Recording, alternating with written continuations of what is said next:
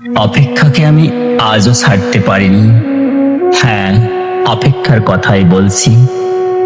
ভালোবাসার রক্তিম ধারালো স্নিগ্ধ ছোঁয়ায় এ হৃদয় থেকে এক এক করে ছেড়ে গেছে সব লোভ, হিংসা, ক্রোধ, অহংকার, স্বার্থপরতা, সব কিছু।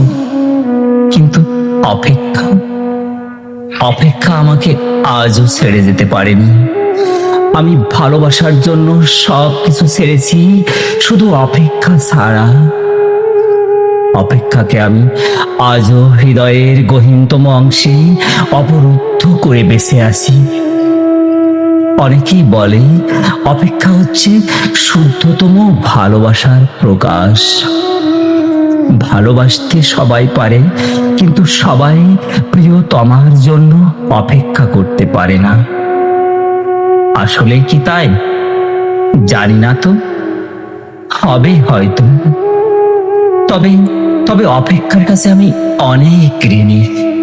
প্রিয়তমার জন্য অপেক্ষা আমাকে পাখির মতো সহজ হতে শিখিয়েছে, শিশুর মতো অনাবিল হতে শিখিয়েছে, আকাশের মতো বিশাল হতে শিখিয়েছে, ফুলের মতো স্নিগ্ধ সুন্দর হতে শিখিয়েছে। অপেক্ষা আমাকে সাগরের নীল জলরাশির মতো গভীর হতে শিখিয়েছে, প্রকৃতির মতো স্বচ্ছ হতে শিখিয়েছে, সোনালী সন্ধ্যার মায়াবী মৌনতার মতো নিবিড় হতে শিখিয়েছে। শেষ পর্যন্ত অপেক্ষা আমাকে কবিতার মায়াবী অনিন্দ্য ভুবনের কাছে নিয়ে গেছে।